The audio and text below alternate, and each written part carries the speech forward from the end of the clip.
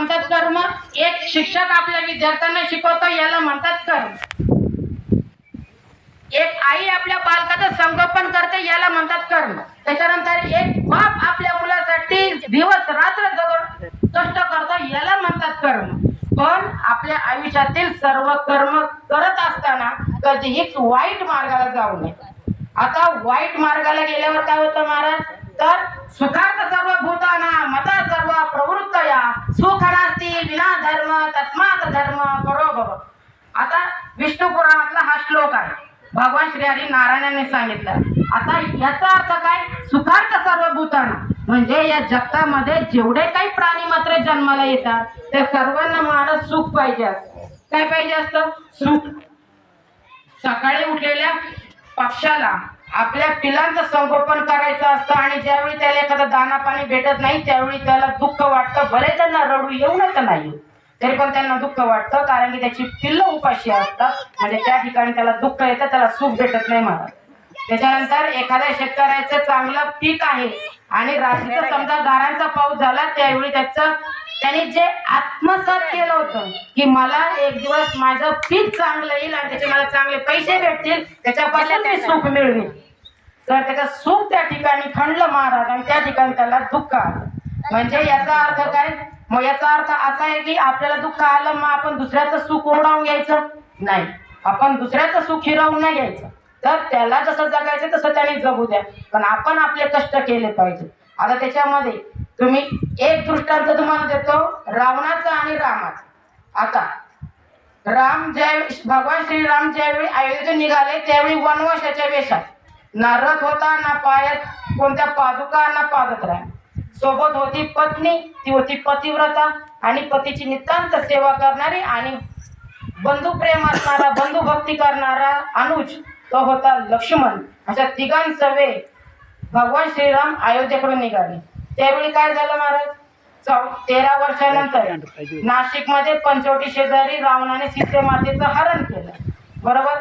आता त्याच्यामध्ये तुम्ही बघा भगवान श्रीरामामध्ये एवढं सामर्थ्य होतं महाराज, ब्रह्मास्त्र होतं, नारायणास्त्र होतं, पशुपतास्त्र होतं, बरोबर. माता कैकेयीमुळं माता कैकेयीच्या वचनांना आधार मिळावा आणि आपल्या कोणाच्या तर वडिलांच्या वचनाचा आधार मिळावा आणि आधार चांगला राहावा, आत्मसात करावा म्हणून त्यांनी अयोध्या सोडली आणि आपल्या वडिलांच्या वचनाचा मान राहावा म्हणून त्यांनी काय सोडली, तर अयोध्या सोडली. पण अयोध्या सोडायची होती पण मनगडात तेवढं बळ होतं महाराज की अख्ख्या आर्यवर्त मध्ये कोणताही साम्राज्य माणूस त्याच्या मनगडाच्या बळावर मिळू शकत होता, तरी पण त्यांनी वनवास भोगला.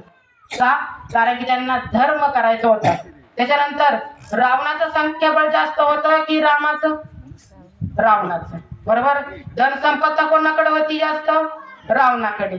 त्याच्यानंतर आणखी बंधू सगळ्यात जास्त, नातेवाईक, बरोबर, सगळे सोयरे कोणाचे जास्त होते, तर रावणाचे, बरोबर. ते वानर वगैरे भेटले ते कोण होते महाराज, भक्त होते.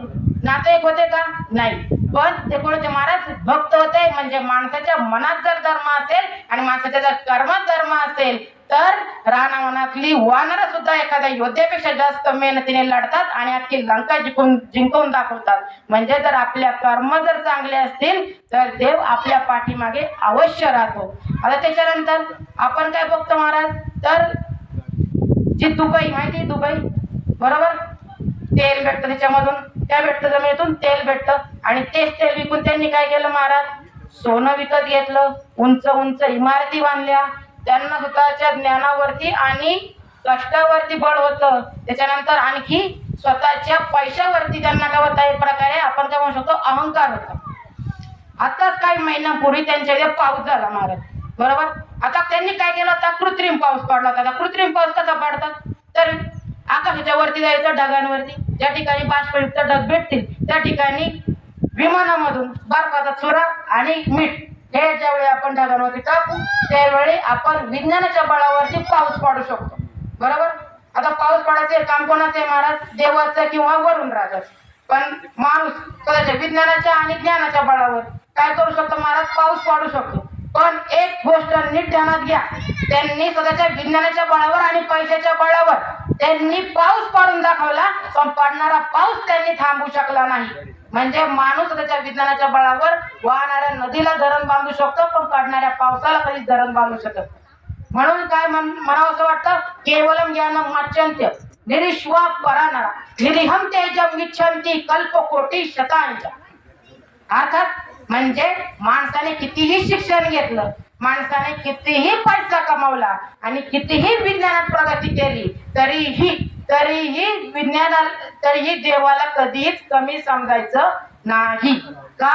कारण की ज्यावेळी देव स्वतःची शक्ती दाखवायला बाध्य होईल, त्यावेळी माणसाला स्वतःचं अस्तित्व सुद्धा भेटणार नाही. आता त्याच्यानंतर कर्म म्हणजे काय, नाही म्हणजे कर्म कसं करावं, तर त्यासाठी आणखी एक कथा सांगतो तुम्हाला. ती घडलेली सतयुगातली. तर एक विश्वरथ नावाचा राजा होता, खूप पराक्रमी राजा होता, खूप. आणि तो विश्वरथ नावाचा राजा त्याची हजारोची सेना घेऊन एका ऋषींच्या आश्रमाजवळ गेला. आणि त्या ऋषींच्या आश्रमाजवळ गेला आणि त्यांना म्हणाला, खूप मोठं युद्ध जिंकून आलोय महाराज, खूप मोठं, एवढं मोठं युद्ध की अख्ख्या